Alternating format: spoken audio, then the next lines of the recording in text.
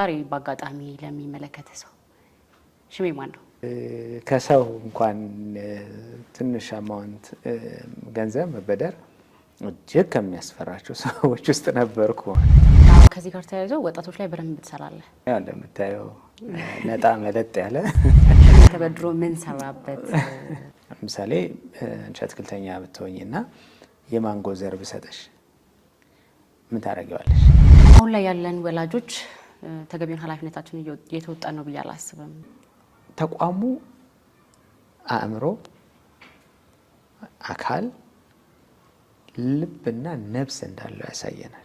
ብዙ ሰው ብድርን ይፈራል። ከተቋምም ይሁን ከግለሰብም ይሁን መበደርን ይፈራልና እንግዲህ በበረሃ ውስጥ ያለ ለምለም ስፍራ ማለት ነው። ሰው ለመቆጠብ ከልጅነት ጀምሮ ምን ማድረግ ነው ያለበት? ከሱ የሚወጣው ድምፅ ህመምን የማስታገስ የመፈወስ አሁን በዘመናዊ ሳይንስ እንግዲህ ሚውዚክ ቴራፒ የምንለው አይነት አገልግሎት የነበረው። ሰላም ጤና ይስጥልን የተከበራችሁ ተመልካቾቻችን፣ የአዋጭ ወግ ተጀምሯል። በዛሬው የአዋጭ ወግ ዝግጅታችን እንግዳ ይዘንላችሁ ቀርበናል። እንግዳችን የስነ ልቦና ማማከርና የስልጠና ባለሙያ ነው። ብዙዎቻችሁ በተለያየ ሁኔታ ታውቁታላችሁ። ዛሬ እንግዲህ በአዋጭ ወግ ቆይታ ልናደርግ ነው። አቶ ሽመልስ ገበየሁ ይባላል። በቅድሚያ እንኳን ደህና መጣ። እንኳን ደህና ቆያችሁ። እንግዲህ ሰፋ ያለ ቆይታ ልናደርግ ነው። ለሚዲያውም አዲስ አይደለህም። ጥሩ ቆይታ ይኖረናል ብዬ አስባለሁ። እኔ በድፍኑ የስነ ልቦና ማማከርና የስልጠና ባለሙያ ያልኩትና እስኪ ትንሽ ዛሬ በአጋጣሚ ለሚመለከተ ሰው ሽሜ ማን ነው? ሽመልስ እንግዲህ ሽመልስ ነው። እንደምታየው ነጣ መለጥ ያለ ከዛ ባለፈ እንግዲህ በሙያዬ ስነ ህይወት ሳይንስ ማጥንቻለሁ። በሜዲካልም በኋላ ማረፊያዬን ያደረግኩት የስነ ልቦናው ሙያ ነው። ስለዚህ ካውንስሊንግ ሳይኮሎጂ እና ሳይኮቴራፒ ላይ ነው አሁን በስፋት እየሰራ ያለው። በጣም ረጅም ዓመት በስልጠና ላይ ነው የቆየሁት፣ በማስተማርና በማሰልጠን ነው። ከዛ ውጭ እንግዲህ ባለትዳርና የአራት ልጆች አባት ይህን ይመስላል። ከምንም ነገር በላይ በሰዎች ህይወት ውስጥ አዎንታዊ የሆነ ተጽዕኖ፣ አዎንታዊ የሆነ ኢምፓክት ተፈጥሮ ማየት ደስ የሚለው ለዛም የሚችለውን ያህል ኮንትሪቢዩት እያደረገ እንዳለ አንድ ሰው ራሴን ኮንሲደር አደርጋለሁ እና ይኸው ነው ባጭሩ። መልካም። በስነ ልቦና በማማከሩ ነው ወይስ በናብሊስም እንደዛው? ናብሊስ ሀገሬ ቴሌቪዥን ላይ የምትሰሩት የፈውስ ድምጽ የሚል ፕሮግራም አላችሁ? አዎ፣ ያው ናብሊስ ከሙያው ጋር የሚገናኝ ነው። አዎ፣ ናብሊስ የጥንት የኢትዮጵያን ስልጣኔ ትልቅ አገልግሎት ሲሰጥ የነበረ የአለት አይነት ነው። የአለት ስም ነው። ሲመታ ከሱ የሚወጣው ድምጽ ህመምን የማስታገስ የመፈወስ አሁን በዘመናዊ ሳይንስ እንግዲህ ሚውዚክ ቴራፒ የምንለው አይነት አገልግሎት የነበረው ምጥ የጸናባት ሴት ምጡ የሚቀልላት፣ ራስ ምታትና ሌሎች ህመሞች ያሉባቸው ሰዎች ህመማቸው የሚታገስበት የአለት አይነት ነው እና እሱን ተከትሎ ነው እንግዲህ የአለት ሲመታ እንደሚፈውሰው ይህም ፕሮግራም ፈዋሽ ይሆናል ከሚል አንጻር ናብሊስ ያልነው። ግን ከዛ ውጭ ሚዲያ ላይ በኢትዮጵያ ልጆች ቴሌቪዥንም የወላጆች ጊዜ የሚል ፕሮግራም አለ። እዛ ላይ ለወላጆች በልጅ አስተዳደግ ዙሪያ መጠነኛ የሆኑ ቲፖችን መስጠት አለ። የተለያዩ ሬዲዮ ጣቢያዎችም ላይ እንደዚህ ለወጣቶች የሚሆኑ ፕሮግራሞችን ሙያዊ አስተያየት በመስጠት እንግዲህ 15 ምናምን ዓመት አካባቢ ቆይቻለሁ ማለት ነው። አዎ፣ ከዚህ ጋር ተያይዞ ወጣቶች ላይ በደንብ ትሰራለህ። ሀይ ስኩል እንደዚህ ዩኒቨርሲቲ ያሉ ልጆች ላይ በደንብ እንደምትሰራ ነው የሰማሁትና ያው እንደምታየኝ ወጣት ነኝ እና የመጀመሪያ ዲግሪን ጨርሼ ከዩኒቨርሲቲ ከተመረቁበት ጊዜ ጀምሮ ስራዬ ከወጣቶች ጋር ነው። ስራ የጀመርኩት በማስተማር ነው። ሳስተምር ሃይስኩል ተማሪዎችን ነው ማስተማር የጀመርኩት። ከዛ እንግዲህ ሃይስኩልም የዩኒቨርሲቲ ተማሪዎች 12 ዓመት አካባቢ ደግሞ የተለያዩ የሀገሪቱ ክፍሎች ያሉ ዩኒቨርሲቲዎች ላይ ወደ 28 የሚጠጉ ዩኒቨርሲቲዎች በአካል እየተገኘው ለተማሪዎች ምክርም ስልጠናም በመስጠት ያው ውጤታማ የህይወት ጉዞ እንዲኖራቸው በማገዝ ነው የቆየሁት እና ኦልሞስት የስራ ልምዴ አብዛኛው ወደ 90% የሚሆነው ስራዬ ከወጣቶች ጋር እና አዳጊ እድሜ ላይ ካሉ ልጆች ጋር የተያያዘ ነው። አሁንም የራሴ ማማከርና የስልጠና ተቋም ከፍቻለሁ። እዛ ውስጥ አብዛኞቹ ኦሲስ ይባላል። ኦሲስ እንግዲህ በበረሃ ውስጥ ያለ ለምለም ስፍራ ማለት ነው። በረሃ ተጓዦች ከድካማቸው የሚበረቱበት፣ እርፍ ብለው ውሃቸውን ተጎንጭተው ፀሐዩን አውርደው የሚሄዱበት ስፍራ ነው። እንግዲህ ትልቅ የተፈጥሮ የፈጣሪ ስጦታ ነው ኦሲሶች እና እነሱ ባይኖሩ የበረሃ ተጓዦች ሰርቫይቭ አያደርጉም እና ከዛ በመነሳት ሰዎችን በምክርና በስልጠና ለመደገፍ ድካማቸውን ለማገዝ የምክርና የስልጠና ተቋም አቋቁመናል። እዛ ውስጥም አብዛኞቹ ተገልጋዮቻችን በስልጠናውም በምክሩም አዳጊዎችና ወጣቶች ናቸው በብዛት ያሉትና እጅግ በጣም ደስተኛ ነኝ። እንደውም ምን እላለሁ ሁልጊዜ ከወጣቶች ጋር ስትሰሪ ወጣት እየሆንሽ ትመጫለሽ። እኔ ደግሞ ወጣት እንደሆንኩ ስለሆነ መሞት የምፈልገው ከወጣቶች ጋር መስራት የእድሜ ልክ ስራዬ እንዲሆን ነው ውስጤ የወሰነው ማለት ነው እና በአንድ በኩል በተለይ አዳጊነት እድሜ ባለቤትም እንደተነፈገ ይሰማኛል። ማን ተቆርቋሪ ያደረገ እንዳትይኝ እና በሚኒስቴር መስሪያ ቤት ደረጃም ከርታታ ነው። ባለቤትም ራሱ የለውም። ሴቶች ህጻናትና ወጣቶች ሚኒስቴር ይባላል። ወጣቶችና ስፖርት ሲባል ነበረ ብዙ። አዳጊነት እድሜ ግን ይሄ ቲኔጀር ላይ ያለው ግን ባለቤት የለውም። ትምህርት ቤቶች ብታይ ለነሱ ተስማሚ አይደሉም። ለህፃናት ምቹ ናቸው በአንጻሩ ማለት ነው። ከዛ ውጭ ግን ቲኔጀርስ ለነሱ እድሜና የሚማርክ አይነት ነገር አይደለም ያለው። የሚዲያ ፕሮግራሞችን ስታይ ለአዳጊዎቹ የሚሆን ለህፃናት በሽበሽ በአይነት አይደለም። መጽሐፍት ብታይ የህፃናት የተረት መጽሐፎች ነው ብዙ አሉ። የዚህኛው እድሜ ላይ ግን ችግር ነው። ሕክምና ብታይ የህፃናትና የአዋቂዎች ሕክምና የሚል ታያለሽ። አዳጊዎች ተዘለዋል። በስልጠና ደረጃም በህፃናት ሕክምና ላይ የሚሰለጥኑ ባለሙያዎች አሉ። በህፃናት ያውም ስፔሻሊቲ ደረጃ ድረስ አላቸው። ሰብ ስፔሻሊቲ ሁሉ አለው። አስራዎቹ እድሜ ላይ ላሉት ግን እንደውም በቅርቡ በሳይካትሪ ዘርፍ አድቨንስድ እንጂ ሳይካትሪ ከጥቁር አንበሳ ባለሙያዎች ተመረቀው በጣም ደስ ብሎኛል። እነዚህ እድሜ ላይ ስፔሻላይዝ ያደረጉ ባለሙያዎች እጥረት አለ። መምህራንም ቢሆኑ ሞንቶሶሪ ህጻናት ላይ ይሰለጥናሉ። አደልት ኤጁኬሽን ራሱን የቻለ ፕሮግራም አለው።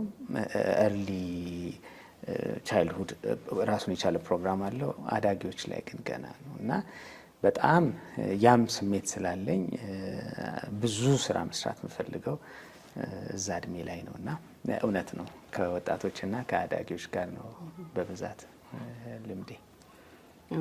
ወጣቶች ላይ ይህን ያልካለን በልጅ ናብሊስ ደግሞ በደንብ ልጆች ላይ ቤተሰብ ላይ ነው የሚሰራው። ወደ ልጆችስ ብንወርድ እዛም ላይ ተነካካላችሁና ያው አንተ ልጆች በጣም ጥሩ እንደሆኑ በጣም ጎበዞች እንደሆኑ ነው የሰማሁት። እንደውም በተለይ አንዷ ልጅ አሁን ላይ ወደ ዩኒቨርሲቲ አልፋለች። ሁለተኛዋ ልጅ ደግሞ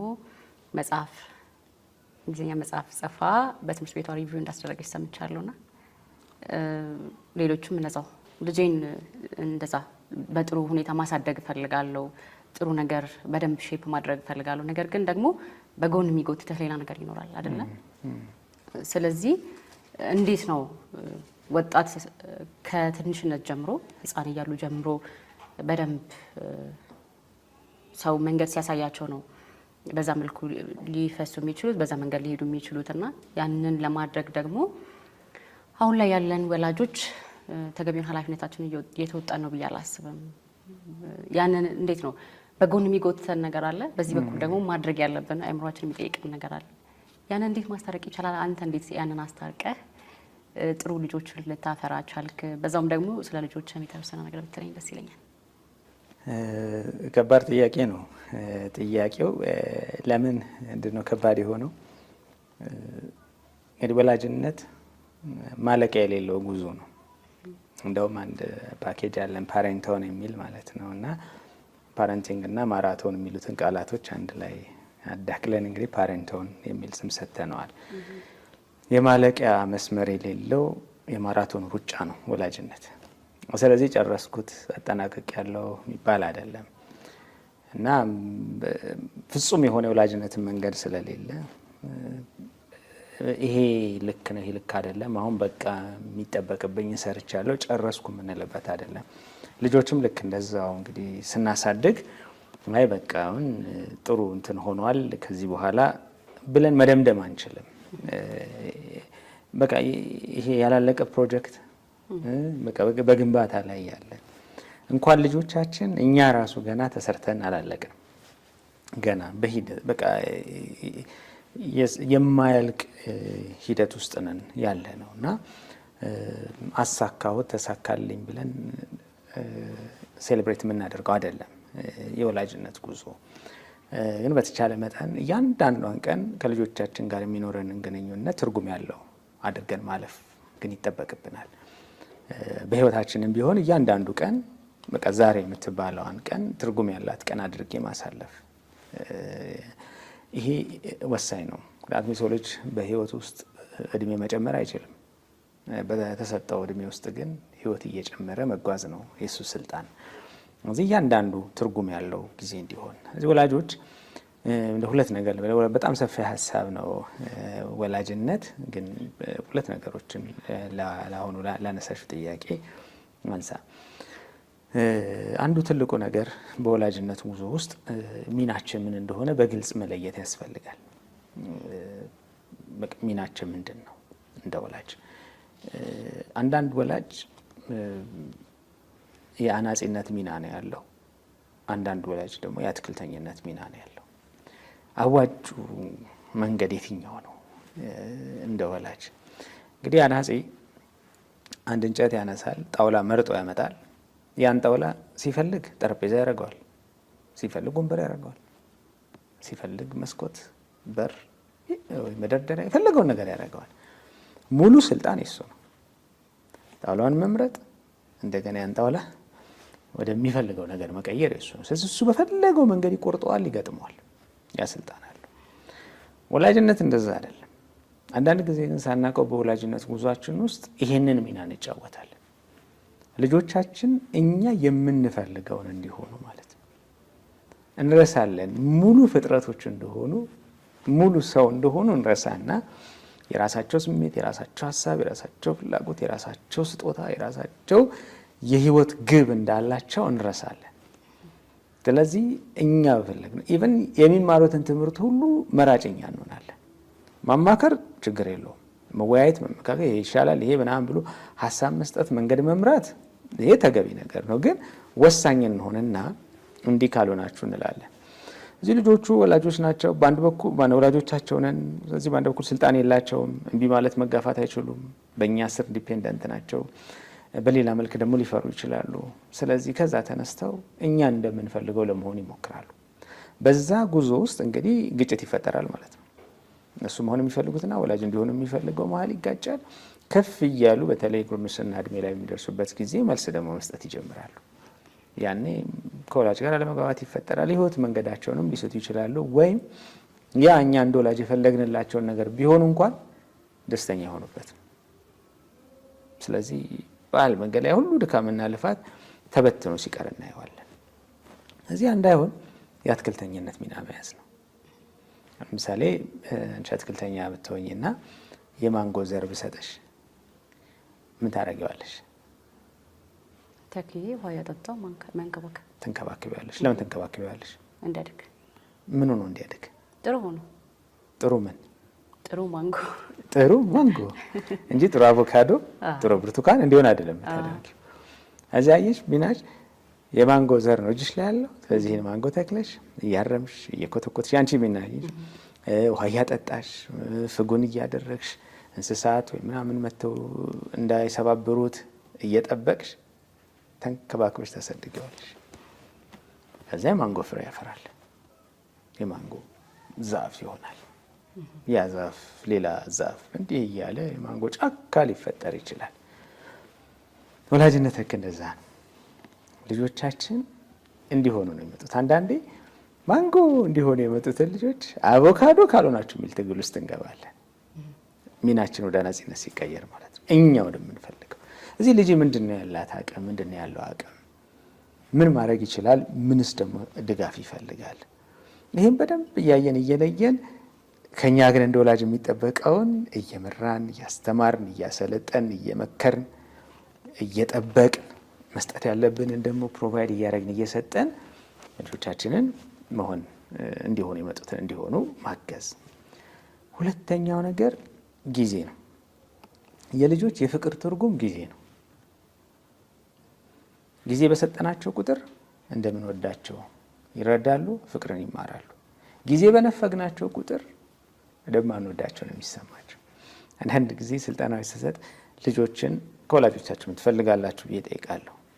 ያስደነግጣል። እንዲወዱን እንግዲህ አሁን ብለን ስናስብ ወደ ልጁን የማይወድ ወላጅ አለ? እውነት ብዙ ዋጋ የምንከፍለው የምንሮጠው ቀንና ሌሊት የምንደክመው እንቅልፋተን ውጭ ሰርተን ከዛ ቤት ገብተን እንደገና እንዲህ የምንንጎዳጎደው ለእነሱ ስንል ነው። እነሱ እንዳይጎልባቸው ግን ምን እንዳይጎልባቸው ነው የምንሮጠው? የሚበሉት፣ የሚጠጡት፣ የሚለብሱት፣ የሚጠለሉበት ከዛ ደግሞ ትምህርት ቤት የተሻለ ትምህርት ቤት ለመላክ ምናምን ይሄ ነው ድካማችን። ይህን ሁሉ ፕሮቫይድ ማድረጋችን ተገቢ ነው። ግን ዋናውን ነገር ደግሞ አሳጥተናቸው መሆን የለበትም። ፍቅርን የሚለኩት እነሱ በሰጠናቸው ትኩረትና ጊዜ። ስለዚህ ያን ጊዜ አውቃለሁ አሁን በጣም ብዙ ነው የሚያባክነን ጉዳይ ሩጫው ነው እና ያን ጊዜ በሰጠናቸው ቁጥር ቁጭ ብለን ስንሰጥ ደግሞ ጊዜ ለማየት አይደለም። ጊዜ ስንሰጣቸው እንዲሁ ለማውራት አይደለም ማለት እኛ ተናጋሪ ለመሆን አይደለም፣ እነሱን ለመስማት የሚረባም ይሁን የማይረባም ትርጉም ይስጥም አይስጥም የሚሉንን ነገር በትዕግስት አዳምጠን ጆሮ ሰጥተን በዓይናችን በደንብ አይተናቸው ዳሰናቸው ፍቅራችንን ማሳየት ያስፈልጋል። በሰማናቸው ቁጥር ከኛ የሚፈልጉትን ድጋፍ እናውቃለን፣ አቅማቸውን እንለያለን። ስለዚህ መንገድ መምራት ቀላል ይሆናል። ዛሬ ወላጅና ልጅ አይተዋወቅም። ትምህርት ቤት እንኳን ወላጅ ተጠርቶ ምናምን ሲሄድ ልጃችሁ እንደዚህ አድርግ፣ የኔ ልጅ አያረግም አታረግም ይላሉ። ግን አድርገውን የተጠሩት አንተዋወቅም፣ ገና ተላልፈናል። ከልጅነት ጀምሮ ደግሞ ይህን እያደረግነው ካልመጣን የሆነ እድሜ ላይ እኛ ጆሮ ፈላጊ እንሆንና ከነሱ ጆሮ ማግኘት ያቅተናል። ምክንያቱም እየሰማን ያላሳደግናቸው ልጆች ሊሰሙን አይችሉም። ስለዚህ እንደው ወላጅነት በጣም ሰፊ ሀሳብ ቢሆንም እነዚህን ሁለት ነገሮች ግን እንደው ላነሳሽ በዚህ መንገድ ልጆችን እያሳደገን ስንመጣ ልጆቻችን በነፃነት መሆን የሚፈልጓቸውን በጎ ነገሮች እየሆኑ ውስጣቸው ያለውን አቅም እያወጡት እያደጉ ይመጣሉ። በዛ ውስጥ እንግዲህ ስኬታማ ልጆች ሊሆኑልን ይችላሉ የሚል ሀሳብ ነው ያለኝ። በጣም ደስ የሚል ገለጻ። እኔም ብዙውን ሀሳብ ወስደው ተገብረው እንደሆን እፈልጋለሁ። ቀጣይ ግን ወደ አዋጭ ብንመጣ ደስ ይለኛል። አዋጭ ወግ ላይ ስለሆነ እሺ፣ ሽሜ መች ነው አዋጭን የተቀላቀለው እና ደግሞ አሁንስ አዋጭ ጋር ያለ ግንኙነት በምን ሁኔታ ላይ ነው የሚለውን ብትነግረን። አዋጭን መቼ ነው የተቀላቀልከው? ኤግዛክትሊ ዓመተ ምሕረቱን አላስታውሰውም፣ ግን 602ኛ አባል ነኝ። እንግዲህ የመታወቂያ ቁጥሬ ወደ 160 ሺህ አባላት እንግዲህ ከ162 ሺህ በላይ አባላት አሉት አሁን አዋጭ እና 602 እንግዲህ ገና እዛ ብርሃንና ሰላም ጀርባ በዛ አካባቢ በነበረበት ጊዜ ምናምን ነው አንድ አሁን እንግዲህ ወደ 30 እና ከዛ በላይ ብራንች እንግዲህ እንዲህ እየሰፋ የመጣበት ደረጃ ላይ ደርሷል አዋጭና ያኔ ነው እዚህ 10 ምናምን ዓመት ዛክሊ እንትን ያልኩበትን ዓመት መለስ ብዬ የሆኑ ነገሮች ማየት ይጠይቀኛልና ግን ቁጥሩም ብዙ ይናገራል አይደል? እና እዛ ላይ ነኝ። ከአዋጭ ጋር እኔ ብቻ ሳይሆን እንደ ቤተሰብም ነው ግንኙነታችን። ባለቤቴ እንደውም ቀደም ትላለች፣ እሷ ደግሞ ወደ 420ኛ ናት እና ወንድም እህት ምናምን በቃ ማለት በጣም እንግዲህ ሁለቱ ልጆችም ያው ይቆጥባሉ አዋጭ ላይ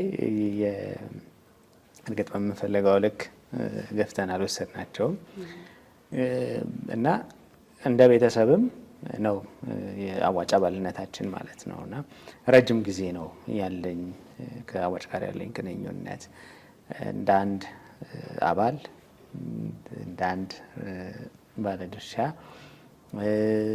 እንዲሁም አዋጭ ከቆመለት መሰረታዊ ዓላማዎች አንጻር ደግሞ ተጠቃሚም ሆኜ ማለት ነው። እንግዲህ በብድሩም በምኑም በደንብ እየተገለገልኩበት ነው ያለሁት። እንግዲህ ጥሩ ተበዳሪ ነኝ። ምን ሽሜ ተበድሮ ምን ሰራበት የሚለውን ብትነግረን ደስ ይለናል። እና ደግሞ አዋጭ አባል ባልሆን ኑሮ ይሄን አይኖረኝም ነበር የምትለው ካለ? ማለት አዋጭ ብዙ ወሳኝ ሞመንቶች ላይ ነው አዋጭን የተጠቀምኩት ማለት ነው እና ብዙ ክፍተቶችን እየሞላ ማለት በፕሮፐርቲም ደረጃ በምንም እንደው ሪሰንት እንኳን ባነሳ ሞርጌጅ የቤት ፕሮሰስ ውስጥ ነበርን እና ቀሪ የክፍያዎች ምናምን በጣም በተለይ ዶላር ጨምሮ ሪል ስቴቱ በዶላር ስለነበር የሚያስከፍለው የዶላር ምንዛሬ እየጨመረ ሲመጣ እዳውም ክፍያውም በጣም እየጨመረ ነው የሚመጣው እና ያን ደግሞ እንደ አንድ ሰራተኛ ጠርቀም እያደረግን እንደዚህ ነበር ምን ከፍለው ማለት ነው እና ግን ከዛ ሬት ጋር አብረን መሄድ አልቻልንም። ስለዚህ ወደ አዋጫችን መጣን። ባለቤቴም ብድር ወሰድን፣ ያን እዳ ዘጋ ነው። የአዋጭን ደግሞ የከፈልን ያው እሱንም እዳችንን ጨረስን። በጣም ትርፋማ አድርጎኛል ማለት ነው። ምናልባት ቢዘገይ ሊከሰት ይችል የነበረውን የዋጋ ንረት አዋጭ ስለደረሰልን ያው በአዋጭ ከብዙ እዳ ራሴን ሴቭ አድርጌያለሁ ማለት ነው እና ሌሎችም በጣም ብዙ ወደ እኔ ፐርሰናሊ ወደ 4-5 ጊዜ ተበድሬያለሁ፣ መልሼያለሁ። ጥሩ ተበዳሪ ነን እንግዲህ ብያምናለሁ። ባለቤቴም እንደዚሁ በሷም እኔም ስም እየተበደርን በርካታ መኪና ስንፈልግ ተበድረን የጎደለንን ከአዋጭ ሞልተን እንዲህ እያደረግን ነው ነው እና ብዙ በተለይ አሁን ዋና ያነሳሽው ነገር እንደው ባይሆን ስትይ ወሳኝ ሞመንቶች አሉ ማለት አንዳንዴ ፐርሰናል እንደው አሁን እንደውም አማውንቱ እየጨመረ መጥቷል። የጊዜ 100-200 እንዲህ ያለ ነበረ እና 300 ምናምን ደስ ነውና ያኔ በደንብ ይሄ የቤት መኪናው በደንብ ተደራጅቶ ገና ጅማሩ አካባቢ ላይ የነበረበት ስለነበረ በፐርሰናሉን እነዛን ቀዳዳዎቻችንን ስንሞላ የነበረው ሲታዩ ትንሽ የሚመስሉት ግን የሚያሳጡ ኦፖርቹኒቲ በጣም ትልቅ ነው። አሁን በሚሊዮኖች ምናምን የሚሆንን ቤት በ100 ሺህ እናንተን ብር በ300 በ400 ሺህ ብር ምክንያት ልናጣው እንችላለን።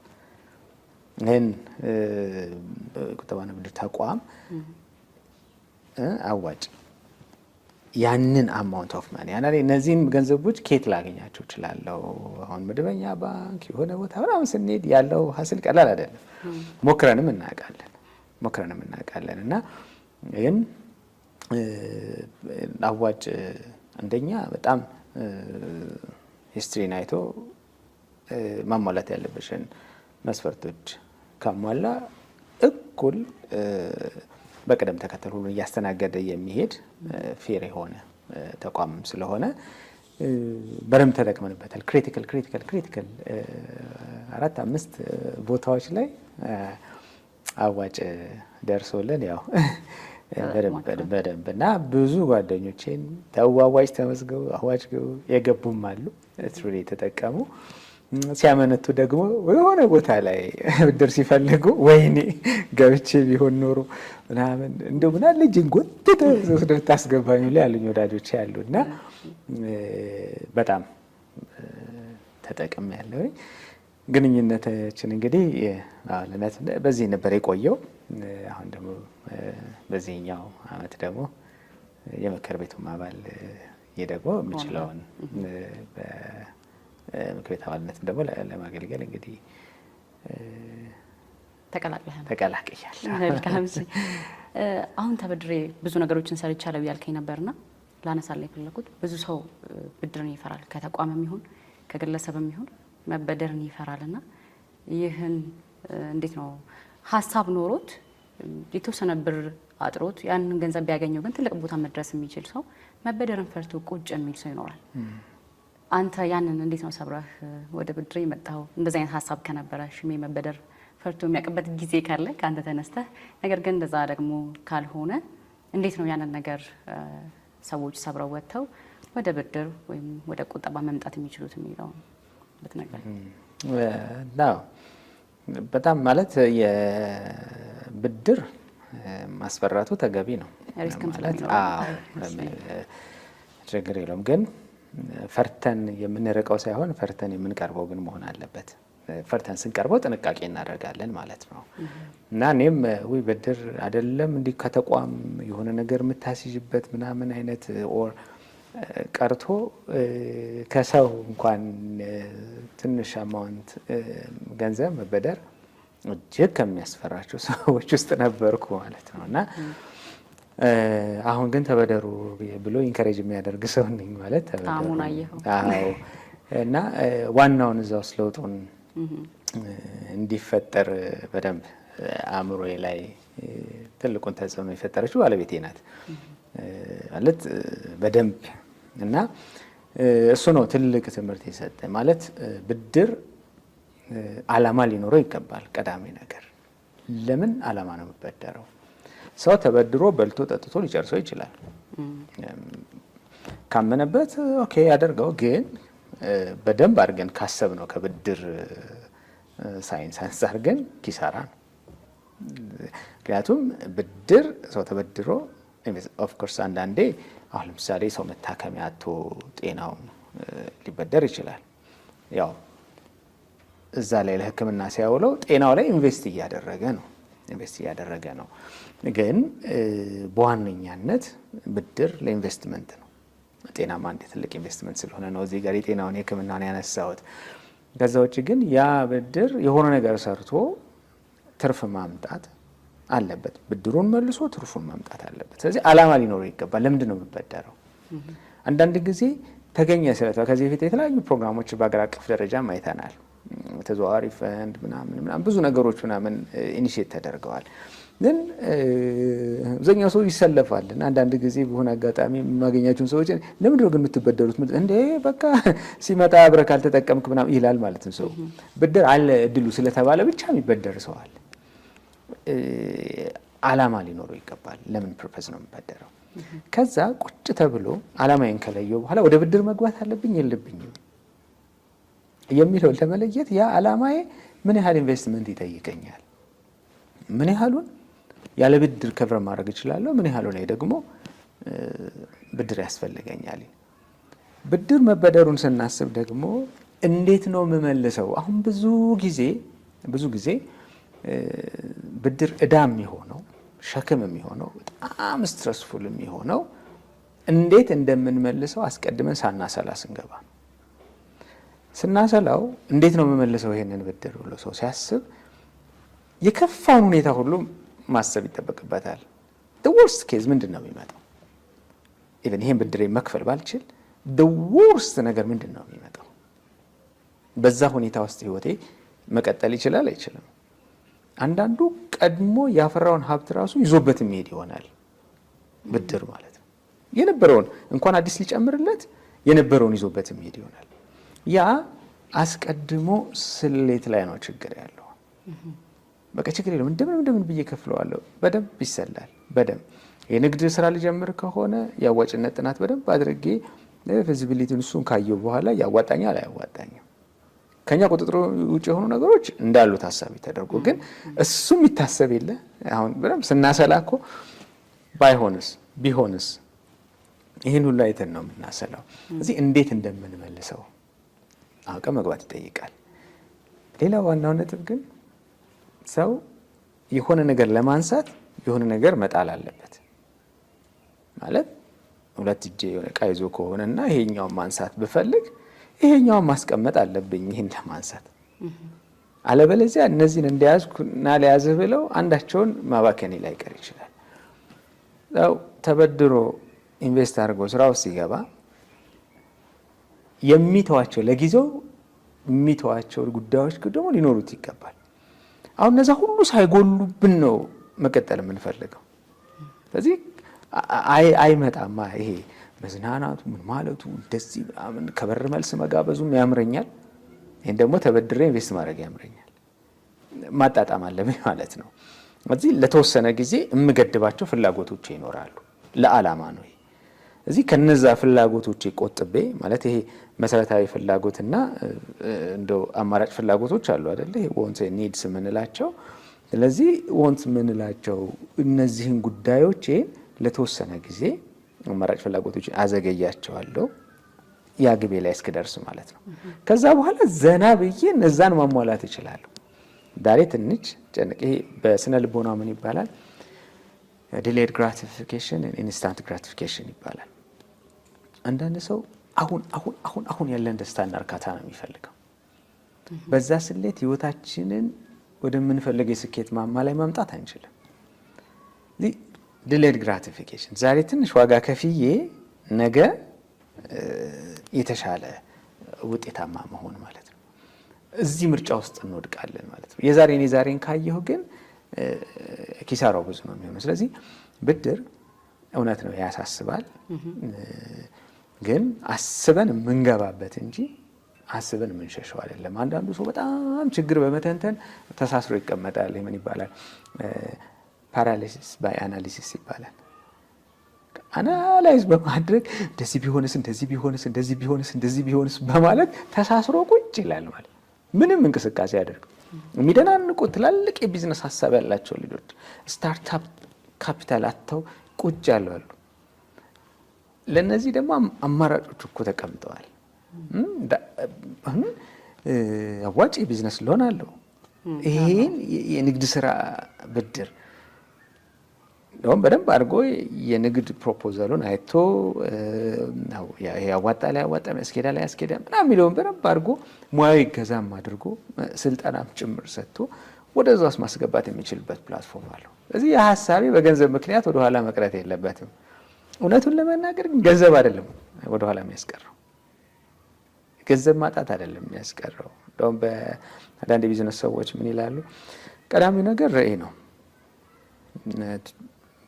በደንብ መድረስ የምንፈልግበት ነገር በትክክል ማወቅ ማለት ነው። እዛ ቀጥሎ ይሄ ነገር ግን ከውስጤ ፈንቅሎ የሚወጣ ዲዛይር ሆኗል ወይ?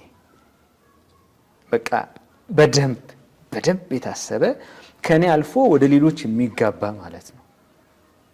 ከዛ ምን ያህል ቁርጠኛ ነኝ? ዲተርሚኔሽን የምንለው ነገር ኢምፖርታንት ነው። ይሄን ስቴፕ ከመጣው በኋላ መረጃ በደንብ እሰበስባለሁ። አንዳንድ ጊዜ ሰዎች ኪሳራ ውስጥ የሚወድቁት ለምንድን ነው? የማያውቁት ነገር ውስጥ በቅጡ ያልተረዱት ነገር ውስጥ ይገባሉ። ኢንቨስት ለማድረግም ሊሆን ይችላል። ሌላውም ለመግዛት ለማምጣት ቆይ እንደ አይነት ስራ ብሰራ ይላሉ። ታውቀዋለሁ ይሄን ስራ አያውቁትም። የማናውቀው ነገር ላይ ኢንቨስት ማድረግ የለብንም። ስለ ጉዳይ አስቀድሞ ይሄ ዴታ መረጃ በጣም ወሳኝ ነገር ነው። በደንብ አድርገን በዛ ደረጃ ከተዘጋጀን በኋላ የመጨረሻው ትንሹ ነገር ገንዘብ ይሆናል። አንዳንድ ሰዎች ሀሳብንም ስለሚገዙ ማለት ነው። አሁን የተለያዩ የቢዝነስ ሀሳብ ውድድሮች ምናምን እናያለን አለ በየሚዲያዎቹ ምናምንም ስታርታፕን የሚደግፉ ምንም የሚሉ የተለያዩ ፕሮጀክቶች አሉ። ሀሳብን ነው የሚገዙት። እንደዛ እዛ ጫፍ ላይ ከደረስን ያለቀ ነገር ይዘን ስንሄድ ገንዘብ ትንሹ ምክንያት ይሆናል። ሰው ግን ገልብጦ ነው የሚጀምረው። ብዙ ሰው ገልብጦ ነው የሚጀምረው። ማለት ገንዘብ ቢኖረኝ ይሄ ሰራ ነው ያለው ማለት ገንዘቡ ይምጣና መጀመሪያ ከዛ በኋላ እንሰራውን አስብበታለሁ። አይሆንም፣ አይመጣም። ገንዘብ ደግሞ በዛ መልክ አይመጣም። ስለዚህ ቢመጣም ደግሞ አይጠቅመንም። አሜሪካን ውስጥ አንድ ጥናት ተደርጎ ነበረ። ሎተሪ በጣም ጃክፖት በጣም ትላልቅ ሚሊዮን ዶላሮች ምናምን ይወጣሉ እና ሎተሪ የደረሳቸው ሰዎች ተጠንተው ነበረ እና ከ75% በላይ የሚሆኑት ትላልቅ ጃክፖቶችን አግኝተው ግን መልሰው የገንዘብ መጎሳቆል ውስጥ ነው የወደቁት። የገንዘብ እጦት ውስጥ ነው የገቡት። አልጨመሩበትም። መጨመር በቃ ባንክራፕሲ ውስጥ ነው የገቡት። ለምን? ገንዘቡ ከመምጣቱ በፊት ተዘጋጅተን አላማ ያስፈልጋል። እነዚህ አሁንም ብድር ስንበደር ጨርሰን ከሆነ የምንበደረው የምንሰራውን በትክክል አውቀን አላማውን ቤት መስራትም ከሆነ የመኪናም ከሆነ ፐርሰናል ሎንም ከሆነ የንግድም ብድር ይሁን የምናውልበትን የትምህርትም ምንም ይሁን ኢንቨስት የምናደርግበትን ቦታ በትክክል አውቀ ነው አስልተን ከገባን የተሰላ ስጋት ካልኩሌትድ ሪስክ እንወስዳለን ማለት ነው። ያኔ ስኬታማ ሰዎች ብዙ ጊዜ ብድርን የሚፈሩ ሰዎች ማለት ነው ሰውን ሁሉ ጠቅልያ አይደለም እና ብድርን የሚፈሩ ሰዎች ብዙ ጊዜ እነዚህ ጉዳዮችን በዚህ ሂደት ውስጥ አለማለፍ ነው የሚያስፈራቸው እና በዚህ መስመር ከሄድን ግን ብድር እጅግ በጣም ጥሩ እና ህይወት ለዋጭ ነገር ነው። እኛ እንደውም አዋጭ ብዙ ጊዜ ሰው መጥቶ እኛ ጋር አባል ሲሆን ለ6 ወር ቁጠባን አለማምደን ከዛ በኋላ ነው ወደ ብድር ፕሮሰስ የሚሄደውና ጥሩ ይመስለኛል። በኋላም ሰርቶ ገንዘብን ለማስቀመጥ ገንዘቡን ፕላን ለማድረግ ገንዘቡንም ለመመለስ ያለውንም አሁን አንድ ሰው ገንዘብ ከየትም ወይ ከሌላ ሰውም ተበድሮ አምጥቶ እኛ ጋር ሊያስቀምጥ ይችላል። ከዛ ተበድረ ማለት ግን ሊሰራበት አይችልም። ስለዚህ ገንዘብ አመጣጥ ምንጩንም ለማየት እንዲሁም ደግሞ የቁጠባ ባህሉን ለማዳበር እንደዛ እናደርጋለን። ለ6 ወራት እኛ ጋር መጀመሪያ እንዲቆጥብ እናደርጋለን። ያ አሁን እንዳልከው ጥሩ ልምምድም ይመስለኛልና ግን ከብድሩ በፊት ቁጠባን ስለምናስቀድም ሰው ለመቆጠብ ከልጅነት ጀምሮ ምን ማድረግ ነው ያለበት? እኔም አሁን ደሞዝ ስናገኝ ዛሬን ነው። ስለዚህ ከልጅነት ጀምሮ ደግሞ የዳበረ ነገር ጥሩ የሚሆን ይመስለኛልና ምን ማድረግ አለብን? እስኪ በጣም ትልቅ ሀሳብ ነው። በነገራችን ላይ የመጀመሪያ ብድሬን ከአዋጭ ከመበደራችን በፊት እኔ ባለቤት ወደ 6 ዓመት ቆጥበናል። ወራዊ ሴቪንጉን የከፈል ማለት ነው። አንዳንድ ጊዜ ምንድን ነው የሚፈጠረው ችግር? ልክ መበደር ሲፈልግ ነው ሰው መቆጠብ ትዝ የሚለው። ከባድ ነው ያ ሲሆን፣ አንዳንድ ጊዜ ምናልባት እንግዲህ አጋጥሞ ሊሆን ይችላል። ወጪ ላይ እንዴት ምናምን እንደዚህ በቃ ቶሎ ብድር ካላገኘው ምናምን ብሎ ሰው ይሄ እንግዲህ ህይወትን ፕሮአክቲቭ ሆኖ መምራት ይጠይቃል። ወደፊት ማሰብ ማለት ነው። ህይወትን በእቅድ መኖር። ፈጣሪ እድሜውን ቢሰጠኝ ብኖር እነዚህን ነገሮች ማሳካት እፈልጋለሁ ብሎ ሰው ያቅዳል አይደል? ስለዚህ ለዛ ዛሬ ላይ ማድረግ ያለብን እንትኑ ጉዞ የሚጀምረው ዛሬ ላይ ነው። ይሄ ወደ አነሳሽው ጥያቄ ይመራኛል። ስለዚህ ከልጅነት ጀምሮ ይሄ ባህል ሆኖ እንዲያደግ ልጆች የመቆጠብ ቁጠባ ባህልን እንዲያዳብሩ ማድረግ በጣም ወሳኝ ነገር ነው። አዋጭም እንግዲህ የህፃናት ቁጠባ አለው። በጣም በደንብ አኑዋልም ኢቬንቶች እያዘጋጀ ፕሮሞት እንደሚያደርግ ይህንን ቁጠባ አውቃለሁኝ። በገንዘብ ሳይንስ ውስጥ እያንዳንዱ ወደ ህይወታችን የሚመጣ ገንዘብ 3 ቦታ ነው አለው ተብሎ የሚነገረው ትምህርትም የሚሰጠው። አዋጭም ህፃናት ይህን እንዲለማመዱ እንደሚያደርግ አውቃለሁኝ። እና አንደኛው ገንዘብ እንግዲህ መገልገያ አይደለ፣ መጠቀሚያ ነው። ስለዚህ እንጠቀምበት ይገባል። መሰረታዊ ህይወት ፍላጎቶቻችንን ለማሟላት ከዛ ምልፍ ያሉ ፍላጎቶቻችንን ለማሟላት ገንዘብ ያስፈልገናል፣ እንጠቀምበታለን ማለት ነው። ለመብላትም፣ ለመጠጣትም፣ ለመልበስም፣ መጠለያ ነገር ለማበጀትም፣ ወዲያ ወዲህ ለመንቀሳቀስም ገንዘብ ያስፈልጋል። እዚህ ከምናገኘው ገንዘብ እንጠቀምበታለን። ሁሉን ግን የምንጠቀምበት አይደለም መሆን ያለበት። ሁሉን አሁን ላይ እየተጠቀምንበት የምንሄድ ከሆነ ለአንድ ዓላማ ብቻ ነው እያዋልን ያለ ነው። ቀጥሎ ሁለተኛው ደግሞ ወደኛ ህይወት የሚመጣ ገንዘብ የኛ ብቻ አይደለም። ስለዚህ መስጠት አለብን። ጊቪንግ በጣም ትልቅ ነገር ነው። ስለዚህ ድርሻ ከፍለን እናስቀምጣለን ማለት ነው። እኔ እጅ፣ እግር፣ አይን፣ ጆሮ ምናምን በተገቢ ሁኔታ ፈንክሽን አድርጎ ተሯርጬ ሰርቼ የማመጣው ገንዘብ የኔ ብቻ አይደለም። ስለዚህ ይሄንን ማድረግ ያልቻሉ ሰዎች፣ የተቸገሩ ሰዎች በየእምነቱ ደግሞ እስልምናውም በክርስትናውም ደግሞ ድርሻ ለፈጣሪ የሚወጣ አለ አይደለ? እነዚህ የምንሰጠው ድርሻ አለን። ስለዚህ ጊቪንግ አለ ማለት ነው፣ መስጠት። ሶስተኛው መቆጠብ። ይሄ መቆጠብ ብቻውን አይደለም። አሁን መቆጠብ በራሱ ግብ አይደለም። ቆጥቦ ኢንቨስት ማድረግ ነው። ስለዚህ እንደው በቃ ሰው እያየ በአካውንቱ ላይ ቁጥር እየጨመረ 1 0 ከዛ ሌላ 0 እየተከተለ ምናምን ነገር እሱ ማየት አይደለም ቁጠባ ማለት። ሴቭ ኤንድ ኢንቨስት ነው። ቆጥቦ ኢንቨስት ማድረግ። ስለዚህ ቁጠባ ከሌለ ኢንቨስትመንት የለም። ያንን ቁጠባን ማለማመድ ተገቢ ነገር ነው ማለት ነው። እና ይሄ ቁጠባ መሰረታዊ ነገር ቁጠባ ላይ አሁን ብዙ ጊዜ ሰው የሚመስለው ቁጠባ የመጠን ጉዳይ አይደለም። ቁጠባ የልማድ ጉዳይ ነው፣ ሀቢት ነው። ከ100 ብር 10 ብር በመቆጠብ ሊጀምር ይችላል። ሴቭ የማድረግ ማይንድ ሴት የአእምሮ ውቅር ሲኖረኝ ቁጠባ ልማዴ ይሆናል ማለት ነው። ከማገኘው ከየትኛውም ይሁን አሁን አንዳንድ ሰው ምን ይላል ከዚህ ገቢ ምኑ ይቆጠባል ይላል። እውነት ነው፣ ገቢው ትንሽ ሊሆን ይችላል፣ ከትንሹም ግን ይቆጠባል። ቀላል ነገሮችን አንደኛ ራሱ በገንዘብ መቆጠብ መለማመድ አለብን። ሁለተኛ ገንዘብ የሚቆጥቡ ተግባራትን በማድረግ መቆጠብ አለብን። ያው ለምሳሌ ወክ አድርጌ ጊዜ ኖሮኝ አንድ 10 ደቂቃ ከቤቴ ቀደሜ በወጣ ወክ አድርጌ በእግሬ መሄድ የምችልበትን ቦታ በታክሲ ለምን እሄዳለሁ? ማለት አንደኛ ጤናዬንም ይጠብቅልኛል፣ ሁለተኛ ገንዘብ ሴቭ አደርጋለሁ። a penny saved is a penny earned። የቆጠብናት አንድ ሳንቲም ተጨማሪ ያገኘናት አንድ ሳንቲም ናት። ቡና መጠጣት ፈለኩኝ፣ እዛም ቤት ቡና አለ፣ እዚህም ቤት ቡና አለ። በሁለቱ ቡና ዋጋ መካከል ግን ልዩነት አለ። እዚህ ጋር 30 ብር የምጠጣውን ቡና እዚህ ጋር 60 ብር ሊሆን ይችላል የምጠጣው፣ እዛ ጋር 100 ምናምን ብር ሊሆን ይችላል የምጠጣው። የተለየ ነገር ካልፈለኩኝ ከቡና ውጪ ማለት ነው። ለምሳሌ ቤቱ ቁጭ ብሎ ለማውራት ይመቻል አይመችም፣ ስለዚህ የማወራው ነገር ከሰው ጋር ይኖረኝ ይሆናል። ኦር ጸጥ ያለ ቦታ ነው፣ ስለዚህ የቢዝነስ ውይይት ምክክር ማድረግ አለብኝ። ኦር ደግሞ የምጋብዛቸው ሰዎች እንደዚህ አይነት ሌላ የምፈልገው ቫሊዩ ከሌለ ቡናዋን ጠጥቼ መሄድ ከሆነ ለምንድን ነው እዚህ ጋር በ50 በ30 ብር ያለውን ቡና እዛ ሄጄ 110 20 ብር አውጥቼ የምጠጣው ለምን? ስለዚህ ይሄ መረጃ ያለው ገዢ መሆን ይጠይቃል ማለት ነው።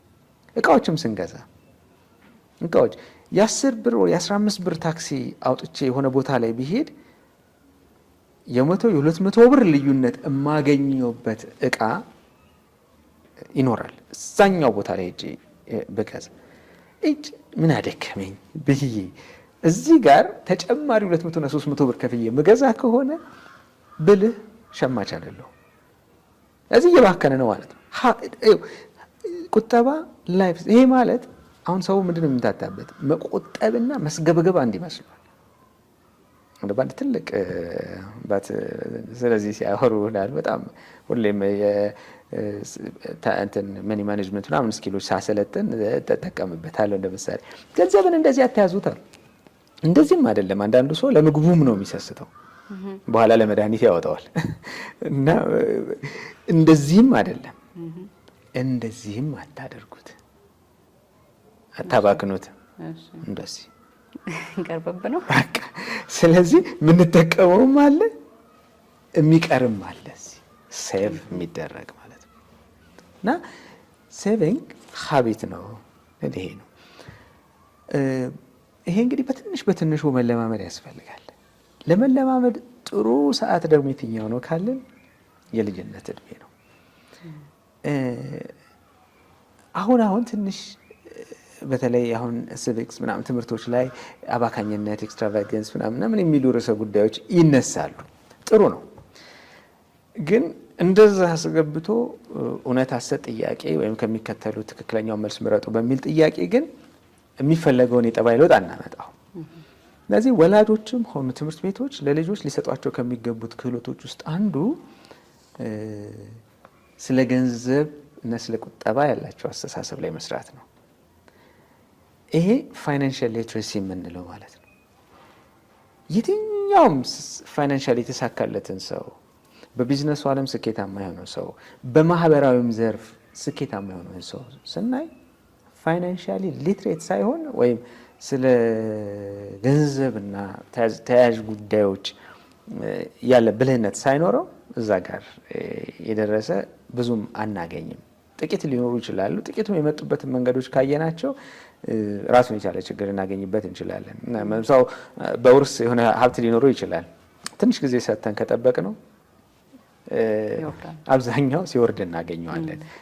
ለምን? ያለ እውቀት ነዋ ገንዘቡ ይኖረው።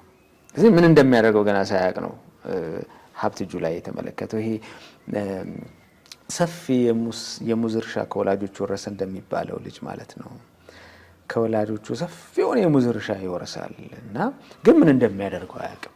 እሺ አንዳንድ ጊዜ በተለይ ቢዝነስ ያላቸው ወላጆች ልጆቻቸውን በደንብ የቢዝነስ ማይንድሴት እንዲኖራቸው መቅረጽ አለባቸው። ቢዝነስ ምንድን ነው? እንዴት ነው የሚተዳደረው? ገንዘብ እንዴት ነው የሚያዘው? አሉ አንዳንድ ስማቸውን የምንሰማ ትላልቅ ባለሀብቶች አሉ። አሁን ከተማችንም ላይ ልጆቻቸውን ቀጥረው የሚያሰሩ ከታች ጀምረው ማለት ነው እንደየ ክህሎታቸውና እንደ ትምህርት ዝግጅታቸው ትምህርታቸውን እየጨመሩ ሲመጡ እያሳደጉ ምን እያሉ በፕሮሰስ ውስጥ ያሳልፏቸዋል። ስለዚህ ተቋም እንዴት እንደሚመራ፣ እንዴት እንደሚተዳደር፣ ገንዘብ እንዴት እንደሚያዝ፣ እንዴት ኢንቨስት እንደሚደረግ ተምረው ከዛ በኋላ ሀብቱን ቢወርሱ ቀላል። አለበለዚያ ግን እንደውም አንድ ሰው ምን አለ፣ ምን ያላሳወቅከው ልጅ እኮ ሞትህን ነው የሚናፍቀው። በቃ ሞተለት ሀብትህን ለመውረስ ማለት ነው። እና በቃ ይመስላል ያ ስለመጣ እንደው ሀብቱ የሚሞላ ይመስላል። እና ይሄ ሰው በዛ መልኩ ወርሷል። ምን እንደሚያደርገው ስለማያውቅ እዛው ሙዙ ስር ነው የሚተኛው። ሙዙ ሰብሳቢ ያጣል። በራሱ ጊዜ ይበስልና ይወድቃል። ሲወድቅ ይፈነክተዋል፣ ይመተዋል። እሷን ይልጥና በልቶ ተገላብጦ እንደገና ይተኛል። አሁንም ሌላ ሙዝ ይመተዋል። እንዲህ እያለ ነው የሚኖረው። እና አንድ ሰው በዛ በኩል ሲያልፍ ያየውና ሙዙ ባክኗል። እዚህ ጋር ደግሞ የተኛ ሰው አለ እና ቀስቅሶት እንደው ይሄ ሙዝ እርሻ ማን ነው? የኔ ነው። ያንተ ሆኖ ነው እዚህ እንደዚህ ሙዙ የተበላሸ አንተ የምተኛው? እና ምን ላርግ? ይሄን ሙዝ ሰራተኞች ቀጥረህ በጊዜ ሰብስበ እንዲህ ሳይበላሽ ለአትክልት ቤቶች ትሸጠዋለህ። ከዛስ ብር ታገኛለህ። ባገኘኸው ብር መኪና ተከራይተህ ምን ብለህ ተጨማሪ ሰራተኞች ቀጥረህ ከስር እየሰበሰብ ትሄዳለህ፣ ትሸጣለህ፣ ብዙ ብር ታገኛለህ። ከዛስ ከዛ በኋላማ እንደገና ይሄንን አስፋፍተህ በራስህ መኪኖች እያመላለስክ ምን ብለህ የሙዝ ማቀነባበሪያ፣ ሌሎች የቢዝነስ አማራጮችን ሰርተህ በደንብ አድርገህ ብዙ ብር ታገኛለህ። ከዛ ተቋማቶች ይሰፋሉ፣ ይደራጃሉ። በስር ብዙ ባለሙያዎች ትቀጥራለህ። ሰዎች ለአንተ ይሰራሉ፣ አንተ ተኝተህ ትበላለህ ይለዋል። አሁን ምን እያደረግኩ ነው? ተኝቼ እየበላሁ ማለት ይሄ ሰው የሚያወራው ተኝቶ መብላትና ያኛው እያደረገ ያለው ተኝቶ መብላት አንድ አይደለም። ካልገባሽ ግን አልገባሽ፣ አልተረዳሹ እና ሀብት ይዞ እሱኑ እንዴት መጠቀም እንዳለበት አያውቅም። ልጆቻችን የሚገርም ፊውቸር ነው ያላቸው። ነጋቸውን ዛሬ ላይ ነው እየሰራንላቸው የምንሄደው። ሊሰራ ከሚገባው ማንነታቸው አንዱ ደግሞ ፋይናንሽል ማንነታቸው ነው። በስነ ልቦና ሰዎችን ቼክ ስናደርግ ዌልነስ ዊል ብለን ቼክ እናደርጋለን። የሰዎችን ሁለንተና የደህንነት ስንለካ ከምንለካባቸው 8 መለኪያዎች ውስጥ አንዱ ፋይናንስ። ፋይናንሽሊ ዌልቢንግ ከሌለን ስትረስ ውስጥ እንገባለን፣ ጭንቀት ውስጥ እንገባለን። እማንከፍለው እዳ ከሆነ ያለብን በጣም ትልቅ ስትረስ ነው። ህይወታቸውን አደጋ ላይ እስከማጋለጥ ህይወታቸውን እስከ ማጥፋት የደረሱ እኮ ሰዎች አሉ። በቃ በእዳ ምክንያት ይሄኛው በቃ ቤቱ ምኑ ከዛ ከነበሩበት ወርደው ልጆቻቸውን ፕሮቫይድ ሲያደርጉ የነበረውን በዚህ ምክንያት ይሄን እያየሁ አልኖርም ብለው እስከዛ ድረስ አደገኛ ኮንሲኩዌንስ ይኖረዋል። ይሄን ግን አስቀድመን መስራት ነው። ፋይናንሻሊ ዌልቢንጋቸው የተጠበቀ ልጆች እንዲሆኑ ፋይናንሻል ሊትሬሲ በቃ ይሄ ከገንዘብ ቁጠባ አመጣጡን፣ አወጣጡን እነዚህን ክህሎቶች እንዲያዳብሩ ማገዝ አለብን። ይህን እንግዲህ አንደኛ ስለ ገንዘብ ያላቸውን አመለካከት ከመቅረጽ ጀምሮ ነው። 2 ጫፎች አሉ። አሁን አንዳንድ ሰዎች ገንዘብን በቃ ሰይጣን ክፉ አድርገው የሚስሉ አሉ። አንዳንዶች ደግሞ ገንዘብ ሁሉን ነገር መስራት የሚችል መስሏቸው የሚሰማቸው። 2ቱ ጫፎች ልክ አይደሉም። መሀል ላይ መምጣት ያስፈልጋል። ገንዘብ በራሱ ክፉ ነገር አይደለም። ገንዘቡን የምናመጣበት መንገድና የምናውልለት ዓላማ ነው ገንዘብን ክፉና ደግ የሚያሰኘው። ኃጢአት፣ ጽድቅ፣ ሐራም፣ ሐላል የሚያሰኘው ይሄ ነው። አጭበርብረን አምታተን ከሌሎች ቀምተን በሙስና በመሳሰሉት ነገሮች የምናገኘው ገንዘብ የመጣበት መንገድ ራሱ ስህተት። ይሄን ገንዘባችንን ደግሞ ያልተገቡ ተግባራትን ለመፈጸም ነውር የሆኑ ድርጊቶችን ለማድረግ ኦር እንዲህ ለመሳሰሉ ነገሮች የምናውለው ከሆነም አሁን ሰዎችን ሁሉ ለማጥፋት የምናውለው ከሆነ ያኔ የዋለበት ዓላማ ልክ አያደርገው። ከልክ በላይ ገንዘብን መውደድም ልክ አይደለም። ገንዘብ መገልገያ ነው።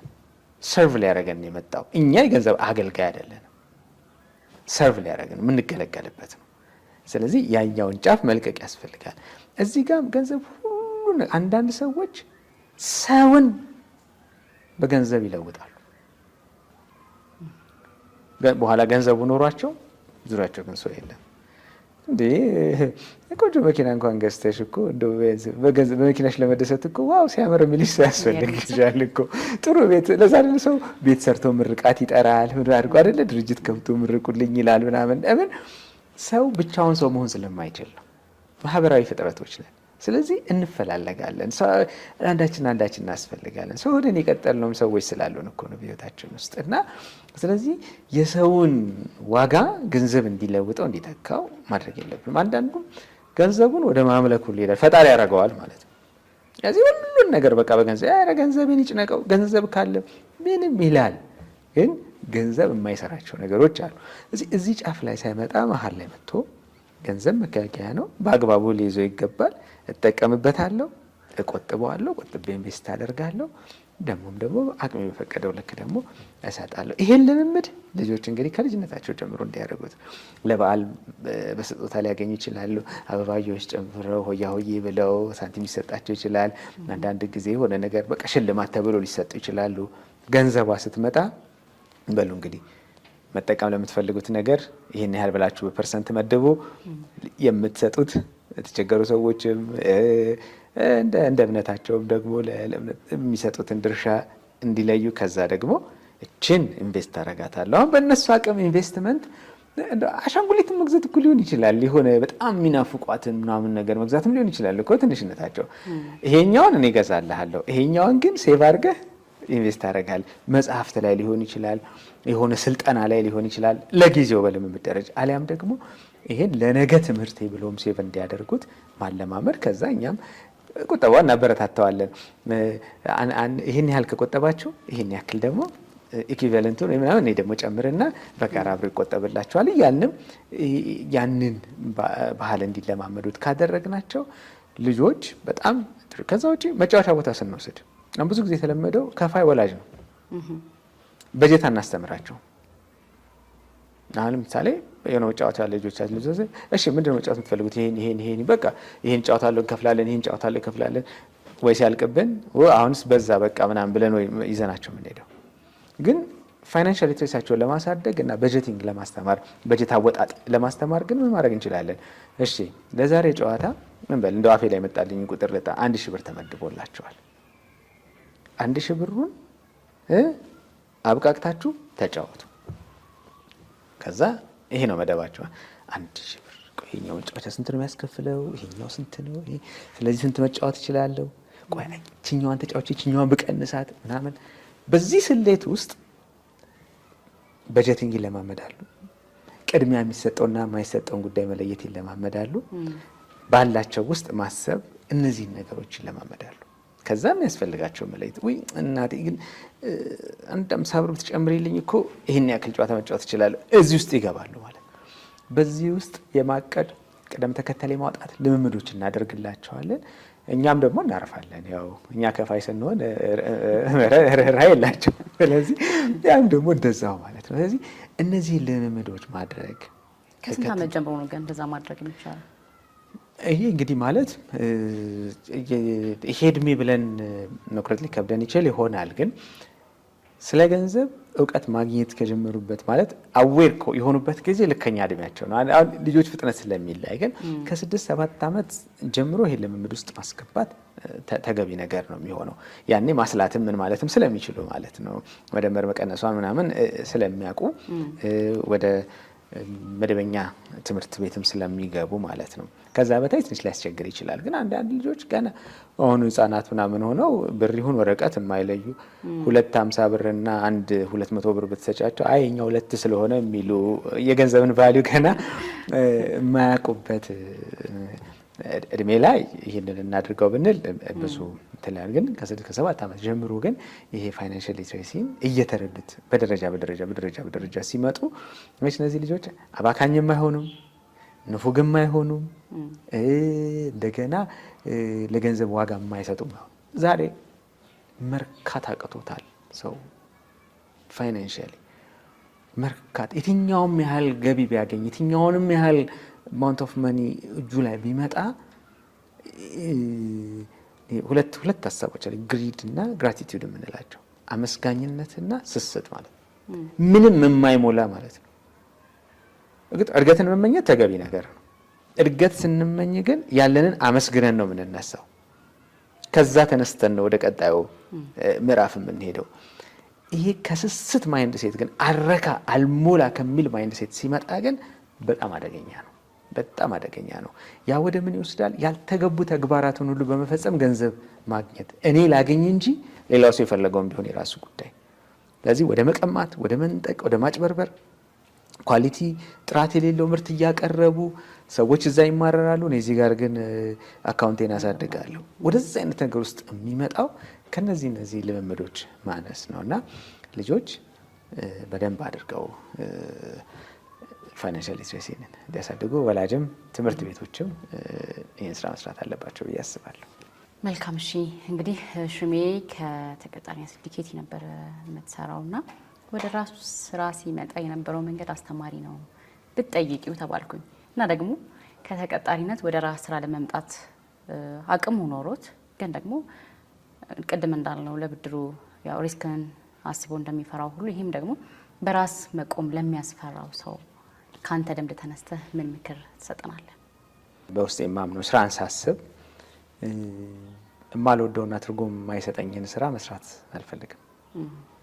ማለት ስራ ወደ ስራ ቦታዬ ሲሄድ ደስ እያለኝ የሆነ በጎ ተጽዕኖ መፍጠር እንደምችል የሆነ ነገር ኮንትሪቢዩት አድርጌ ህይወቴ ላይ በቃ ተጨማሪ አንድ ነገር አንዷን ቀን ስኖራት የሆነ ነገር ደምሬበት ማለፍ ፈልጋለሁኝ እና በዚህ ስራ ቦታዬ በጣም ደስ እያለኝ የሚሄድበት ቦታዬ ነውና ወደፊትም በዚህ በስራ ጉዳይ ላይ መጻፍ የምፈልገው ኦፍ ኮርስ ትንሽ የተጀማመሩ ነገሮች አሉ። ግን በደንብ የስራ ቦታን አስደሳች አድርጎ ሰው በቃ ስራ የማይሆንበት ደረጃ ላይ በተለመደው መንገድ ማለት ነው። ካሊል ጅብሪል ምን ይላል? ስራ የምትሰራው ገንዘብ ለማግኘት ከሆነ ስራህን አቁምና ቤተ መቅደስ ደጃፍ ላይ ተቀምጠህ ምጽዋት ለምን። ምናልባት በቀን ሰርተ ከምታገኘው በላይ በዛ ልታገኝ ትችል ይሆናል። ስራ ገንዘብ ማግኛ አይደለም፣ በተግባር የተገለጠ ፍቅር ነው ይላል። ላቭ ሜድ ቪዚብል። ይሄ እንግዲህ የትኛውም ዘርፍ ላይ ስንሰራ ለሰው ዘር ያለንን ፍቅር በተግባር የምንገልጥበት ሁኔታ ላይ ነው ያለ ነው። ሰርተን ገንዘብ እናገኛለን፣ ግን ቀዳሚው ግብ ገንዘብ ከሆነ ችግር ይፈጠራል ማለት ነው። ልክ የስኳር ፋብሪካ ሲቋቋም ስኳር ለማምረት ነው የሚቋቋመው። እንደ ተረፈ ምርት ግን ሞላሰስ ይወጣል። ሞላሰስ ጠቃሚ ነገር ነው፣ ግን የፋብሪካው ዋና ዓላማ ሞላሰስ ማምረት አይደለም፣ ስኳር ማምረት ነው። ስኳር በማምረት ሂደት ውስጥ ግን እንደ ተረፈ ምርት ነው ያንን የሚያመርተው። ስራ ሰርተን የምናገኘው ገንዘብ ሞላሰስ ነው፣ የስራ ተረፈ ምርት እንጂ ዋና ምርቱ አይደለም። ዋና ምርታችን ምንድን ነው? ስኳሬ ምንድን ነው? ከዚህ ስራ ምንድን ነው የምፈልገው? ለምንድን ነው ይህን ስራ የምሰራው? ይህን መለየት በጣም ወሳኝ ነገር ነው። ስለዚህ ያንን ግብ ከለየን ወደ ቢሮ የምንመጣው ገንዘብ ስለምናገኝ ሳይሆን ሌላ ያለፈ ከገንዘብ የተሻገረ ግብ ስላለን ነው።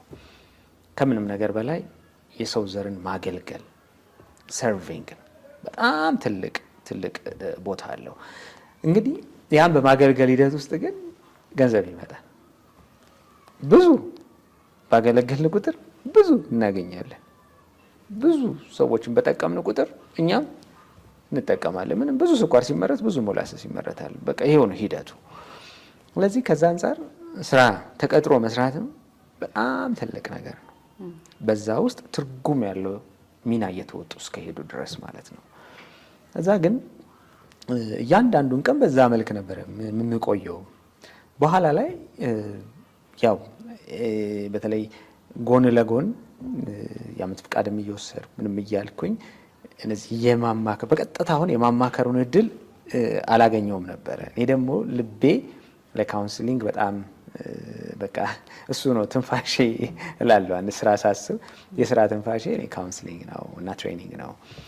ትሬኒንጉን በደንብ አግኝቼዋለሁ በዛ በምሰራበት ኤንጂኦ ውስጥ። ግን ካውንስሊንጉ ላይ ቀጥታ እሱን ያው ለትሬኒንግ በሄድኩበት በእንደዛ በዚህ ነው እንጂ ማደርግ የነበረው እና ከስራ ሰዓት ውጪ ምናምን በስልክ በምን እንጂ በደንብ ራሱን አስችሎ ቁጭ ብሎ ያን የማድረጉን ግን እድል አላገኘሁም።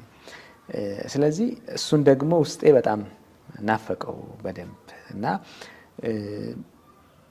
በኋላ ላይ በቃ ይህን ማድረግ የምችለው የግድ ወደ ራሴ ስራ በገባ ነው የሚል ነገር ውስጥ ገባው። ያን ለማድረግ ምን ያስፈልጋል የሚለውን ሰራን። ስለዚህ መቆጠብ ለዛ ድርም ካስፈለገ እሱን ነገር ማመቻቸት እንደሆነ ልክ ያን ስታርታፑን የሚሆን ያህል አማውንት ስደርስ ቀጥታ ወደ ቢሮ ኪራይና ንግድ ፍቃዱ ደግሞ ማውጣት ወደዛ ሂደት ውስጥ ሄድኩኝ። እዚያ ይመስገን አሁን እንግዲህ እያሳደግ ነው እያሰፋ ነው ያለ ነው። የበለጠ ከዚህ በላይ በጣም ትልቅ ተቋም ሆኖ በደንብ ሰፍቶ የተለያዩ ቦታዎችም ሀገር ውስጥም ከሀገር ውጭም በደንብ በስልጠናውና በምክር አገልግሎት በተለይ ደግሞ ከኢትዮጵያ ባህል እምነት ጋር የተስማሙ አገልግሎቶች እንዲሆኑ ትልቅ ህልም አለን። በጣም ብዙ ጥበቦች አሉ ሀገራችን ውስጥ ባህሎቻችን። አሁን ሌሎች ሀገራት ብዙ ሰርተውበታል። ተረቶቻቸውን ሳይቀር አባባሎቻቸውን ሳይቀር እንደ ሕክምና መድኃኒት ይጠቀሙበታል።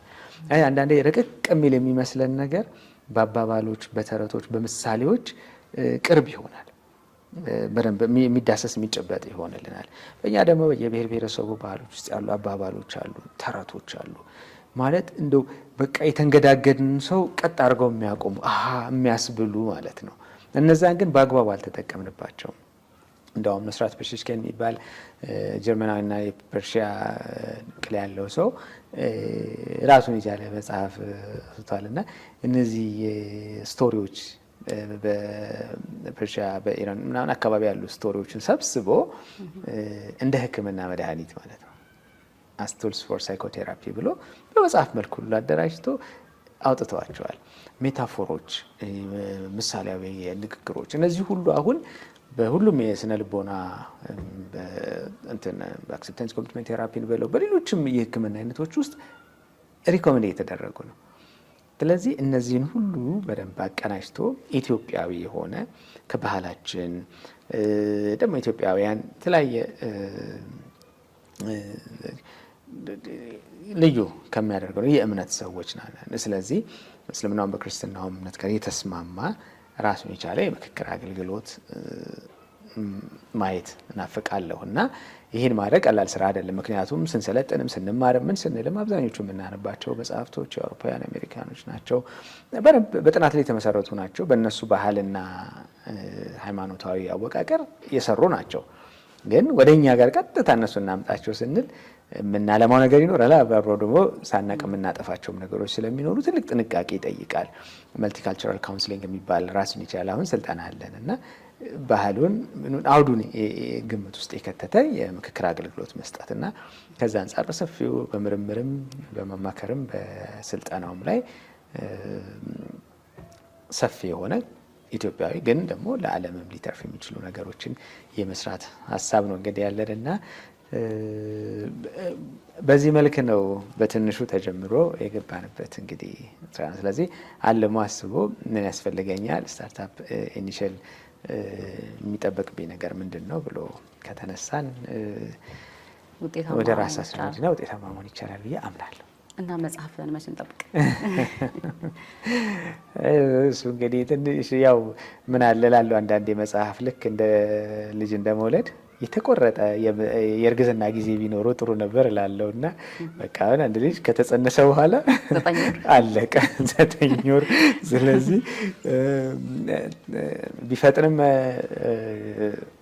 መፍትሄ ያለው ያው ኢንኩቤት ተደርገው ህፃኑ ወደ ሙሉ እድገቱ እንዲመጣ ይደረጋል። ከዘገየም ደግሞ በሲኤስ እንዲወጣ ይደረጋል። ስለዚህ በቃ ብዙም ያንን ጊዜ አይጋፋውም። መጽሐፍ ረጅም ጊዜ ነው ያስኩት። ወዳጆች የሚጨቀጭቁኛል ምን ይሉኛል፣ ግን ከባድ ነው ማለት መጽሐፍ ከባድ ነው። እኔ በጣም አደንቃለሁኝ መጽሐፍ ጽፈው ለገበያ የሚያቀርቡ ሰዎችን በጣም ነው የማደንቀው። ማለት እኔ ምን ያህል እያታገለኝ እንደሆነ ስለማውቀው እሱን ሰብረውት ወጥተው ምናምንና በጣም አሁን ሁለተኛዋ ልጄን እላታለሁ አሁን አንቺ የገባሽ ነገር እኮ ገብቶ ቢሆን ኖሮ እኔ እላለሁ እና እስካሁን ስንት ነገር እና በዚህ ጊዜ ብዬ ገና ለመቁረጥ ተቸግሬ ያለሁኝ። ግን እንግዲህ ሂደት ውስጥ ነን ያለ ነው። እንግዲህ ያው 9 ወሩ መቼ እንደሚሞላ አንድ ቀን አላወቅኩትም። መልካም በጣም ደስ የሚል ቆይታ ነው። እኔ በጣም ደስ ብሎኛል። ተመልካቾች ደግሞ በኮሜንት የሚገልጹ ነው የሚሆነው። ስለዚህ ተመልሰን አሁንም ወደ አዋጭ መጣን። እሺ አዋጭ በማህበረሰቡ ውስጥ ማህበራዊ ኃላፊነቱን ለመወጣት የሚሰራቸው ስራዎች አሉ። ከዚህ ከማበደሩ ሰዎች እንዲሰሩ ከማድረግ የቁጠባ ባህሉን እንዲያዳብሩ ከማድረግም ባሻገር ፋውንዴሽን አለው እና በዛ ደግሞ ጫንጮ ላይ ትምህርት ቤት ከፍቶ የራሱን አስተዋጽኦ እያበረከተ ነው የሚገኘው ትውልድን በመቅረጽ በኩል። አንተም ትውልድ መቅረጽ ላይ በደንብ ጥሩ ስለሆንክ አዋጭም ይሄን እየሰራ ነው ያለው። ይህን ስራው እንዴት ትመለከተዋለህ? በጣም ደስ ነው ያለኝ። ማለት በሪፖርትም ላይ ስሰማው እንደገና ትምህርት ቤቱም ሲመረቅ ምንም ሲል በሶሻል ሚዲያውም በምንም ላይ ዜናውንም ስሰማው ምክር ቤትም ላይ እንደዚህ በነበረን ሚቲንግ ላይም እንደ አንድ የፋውንዴሽኑ አክቲቪቲዎች ምን እንደሚመስሉ የተደገፉ ሰዎች ምናምን እነዚህን ሁሉ ነገሮች ስናይ በጣም ደስ ይላል። ከምንም ነገር በላይ ደግሞ እውቀት ላይ ኢንቨስት ማድረጉ በተለይ ትምህርት ቤቱ ጉዳይ በጣም ነው ያስደሰተኝ። ማለት አገራት ትውልድ ሊቀየር ከሚችልባቸው መሰረታዊ ነገሮች ውስጥ አንዱ ትምህርት ነው። በተለያየ መንገድ ሰዎች ለትምህርት ያላቸው ዋጋ፣ ለትምህርት የሚሰጠው ቫልዩ እንደው በተለያየ እርከን ላይ ያሉ ሰዎች ማለት ነው ከአንድ ዳኒ ካለ ማህበረሰቡ አካል ጀምሮ እስከ ከፍተኛ አመራሮች ድረስ አንዳንድ ጊዜ ስለ ትምህርት የሚሰጡት ሀሳቦች ትንሽ ቅር ያሰኙኛል። ማለት የትምህርትን ዋጋ ለማሳነስ ዛሬ ትምህርትም የሚለካበት መንገድ በተለይ ስኬት የሚለካበትን መንገድ ሚዛኑ እየተዛባ ስለመጣ ለትምህርት የሚሰጠው ዋጋ በተለያዩ አካላት ወርዶ እናያለን። ግን የሀገራትን እድገት ታሪክ ስናጠና ምን ስንመረምር አንዱ አትኩረው እውቀት ላይ ትምህርት ላይ ስለሰሩ ነው ለውጥ ያመጡት። ዛሬ ዓለማት ውድድራቸው ታዩ እንደ ሰላማዊውን ነገር ታዩ ጦርነቱ እንኳን አሁን እውቀት በወለዳቸው ቴክኖሎጂዎች ሆኗል። ስለዚህ ብዙ የሰው ህይወት በማያስከፍል ዋጋ በማያስከፍል የሰውን ህይወት ማለት ነው በማይነጥቅ ደረጃ በረቀቀ ጥበብ ነው ራት በጣም እየተጠና የተሰላ ወጊያ ሁሉ የሚያደርጉት ማለት ነው። እዚህ ደረጃ ላይ ለመድረሳቸው ግን አንዱ እውቀት ነው። እርግጥ እውቀት ለዛ ባይል ደስ ይለኛል። የሰው ልጅ ለመታደግ የሰው ልጅ ለማዳን ለሰው ልጅ አሁንም የሕክምናውን ቴክኖሎጂ ነው፣ ትራንስፖርቴሽኑን ነው፣ የኮሙኒኬሽኑን ነው፣ የትኛውም ነገር ስናይ እውቀት የወለዳቸው ነገሮች ናቸው ዓለምን የሰውን ህይወት እየቀየሩ ያሉት። ስለዚህ አዋጭ በፋውንዴሽኑ በኩል እውቀት ላይ ትምህርት ላይ ኢንቨስት ማድረጉ በጣም ነው እንደ አንድ አባልም በጣም ነው ደስ ያለኝ። ኮርቻለሁኝ። ተቋማት እንዲህ አይነት ተግባራት ላይ መሰማራታቸው ግን ስለ ተቋማቱ የሚነግረን ነገር አለ። በተለይ እንደኛ ባሉ ሀገራት ለምን ተቋም ማህበራዊ ኃላፊነትን ሲወጣ የተመሰረተበት መሰረቱን ጠብቆ ይሄዳል። ማህበረሰቡም የኔ ይለዋል ማለት ነው። እዚህ ተቋሙ ማህበረሰቡን የኔ ይላል፣ ማህበረሰቡም ተቋሙን የኔ ይላል። ያ ከሆነ አብሮ በጋራ ተቋምም ያድጋል፣ ማህበረሰብም አብሮ በተቋም እድገት ውስጥ ያድጋል። ይህ በጣም ወሳኝ ነገር ነው። አንዳንድ ተቋማት ይሄ የኮርፖሬት ሶሻል ሪስፖንሲቢሊቲን ተቋማዊ የሆነ የማህበረሰብ ኃላፊነት መወጣትን ያደባልቁታል ከማርኬቲንግ ጋር።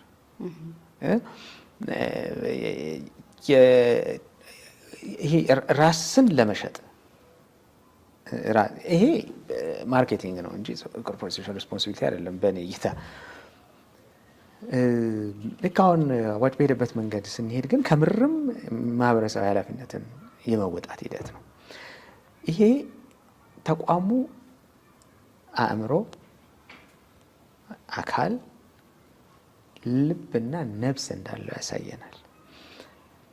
ይሄ ልብና ነፍስ የሌላቸው ተቋማት ይሄ ሊሰሩት አይችሉም።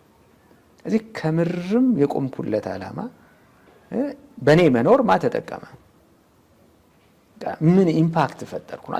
መጨረሻ ላይ እኮ መጨረሻ ላይ የፈለገውን ያህል እንደው የሆነ ያህል ሰው ሲሰበስብ እንበል ለምሳሌ ሰው በጣም ብዙ ገንዘብ፣ ብዙ ትርፋማ፣ ብዙ ተቋማት፣ ብዙ ነገር ሊያቋቁም ይችላል። መጨረሻ የሞቱ ሰዓት ላይ አልጋው ላይ ሲተኛ የሚታገሉት ሁለት ጥያቄዎች ናቸው። አንደኛው ጥያቄ ምን ሰርቼ በተሰጠኝ እድሜ ምን አድርጌ የሚለው ጥያቄ ኤግዚስተንሻል ጥያቄ በጣም ፈታኝ ይሆናል። ሁለተኛ ነገር እስቲ የባንክ አካውንቴን አምጡልኝ፣ እስቲ አዲሷን መኪናዬን ሊብሬ ያሳዩኝ፣ የቤቱን ካርታ እኮ አይደለም የሚለው ሰው ነው አይደለም የሚጠራው፣ ልጆቼን፣ ወላጆቼን፣ ባሌን፣ ሚስቴን ያን ብር ለመሰብሰብ ሰው እነዚህን ሁሉ እኮ ዋጋ አስከፍሏል። መጨረሻ ሰዓት ላይ ግን ቫሉብል የሚሆኑት እነሱ ናቸው። ይሄ ሳይሆን አስቀድሞ ማድረግ ነው። ያ ቁርጥ ቀን ሳይመጣ እዚህ ተቋማትም ያለ ሰው ተቋም ሊሆን አይችሉም። ተቋማት ያለ ማህበረሰብ ተቋም ሊሆን አይችሉም። ስለዚህ መጨረሻ ሰዓት ላይ አሁን አንዳንድ ተቋማት አሁን መንግስት ያልሆኑ ድርጅቶች ሲዘጉ ምናምን ሲሉ ንብረታችሁን ለእንትን ስጡ ለቻሪቲ ለምናምን ይባላል። አንዳንዱም ሰው በቃ እንትን ተቋም በቃ ከዚህ በኋላ ሉና ከተመ ሲባል እዛ ሰዓት ላይ አይደለም፣ እየኖርን ነው ማሳደግ እና ፋውንዴሽኑ ይህን ስራ እየሰራ ስለሆነ እጅግ በጣም ነው ደስታ የሚሰማኝ። በአባልነቴም አይ ፊል ፕራውድ ማለት በእንዲህ አይነት በጎ ተግባራት ላይ የተሰማራ ከሚያገኘው ፕሮፊት ከፍሎ ለእንዲህ አይነት የፋውንዴሽን በጎ ተግባራት ያው ማህበረሰቡን በጎ በሆነ መንገድ ፖዚቲቭ በሆነ መንገድ ተጽዕኖ የሚያሳርፍ ለውጥ የሚያመጣ ነገር ላይ ኢንቨስት ማድረግ በጣም ደስ የሚለው እና ይጠናከር ነው ብለው። እናመሰግናለን። የመጨረሻ ጥያቄ አዋጭ 18 ዓመት ሲጠቀምበት የነበረውን ብራንድ ሪብራንድ አድርጓል። ሽሜ እንዴት አየው? ይሄን ደስ ይላል። እነዚህ ከለሮች ከምወዳቸው ከለሮች ውስጥ ናቸው። ራሱ እንደ ተቋምም ቲል ከለር የኛም ብራንድ ከለራችን ነው እና በጣም ስለዚህ ሪዞኔት አድርጎልኛል ለእኔ ማለት ነው። ምክንያቱም ይሄ ቲል ከለር የአረንጓዴ እና የሰማያዊ ድብልቅ ነገር አለው እና አረንጓዴ የማበብ የመፍካት ስሜትን ይፈጥራል፣ ያን ፍሎሪሽ የማድረግ ሰማያዊ ደግሞ ካልም የማድረግ የመስከን የመረጋጋትን ነገር ይፈጥራል። ስለዚህ ዛሬ ላይ ያስክኖ ነገን ደግሞ ማሳደግ የዛሬ ችግራችንን ፈተን ለነጋችን ደግሞ እድገት ማምጣት የምንችልበት ያን ስሜት ይፈጥርብኛል እና ከብራንድ ከለሩ ጀምሮ በጣም ነው ደስ ያለኝ። ነገን ለዋጭ ሞቶ ደግሞ ነገን ለዋጭ ነው። እንግዲህ ዛሬ ላይ ኢንቨስት አድርገን ዛሬ ላይ ዋጋ ከፍለን ነጋችንን የምንፈልገው አይነት ነገ ማድረግ እና ይሄ በጣም ወሳኝ ነገር ነው። ግን እንደው በዚሁ አጋጣሚ ካነሳነው አይቀር ሁሌም ሰዎች ልብ እንዲሉት የምፈልገው ነጋችን ያለው ዛሬ ውስጥ ነው። ስለዚህ የምንፈልገውን ነገ ላይ አይደለም የምንሰራው፣ የምንፈልገውን ነገር ዛሬ ላይ ነው የምንሰራው። ስለዚህ አዋጭም ቁጠባና ብድርን ሲያመጣ ዛሬ እንቆጥባለን፣ ዴን መቆጠባችን የሚሰጠን አቅም አለ። ቁጠባችን ባደገ ቁጥር የመበደር አቅማችንም ያድጋል። ስለዚህ ያ ዛሬ ላይ ሰርተ ነው ዛሬ ተበድረን ነጋችንን መለወጥ መቀየር እንችላለን እና ከምርም አዋጭ ነገን አዋጭ እጅግ አድርገን እናመሰግናለን ለሰጠህን ጊዜ፣ ለሰጠህን ሰፊ ማብራሪያ እንዲሁም ላካፈልከን እውቀት እግዚአብሔር ይስጥልን ማለት ነው የምንፈልገው። አሜን። ተመልካቾቻችን የዛሬው የአዋጭ ወግ ዝግጅታችን የተከታተላችሁት ይመስል ነበር። አብራችሁን ስለነበራችሁ ምስጋናችን ከልብ ነው። ጤና ይስጥልን።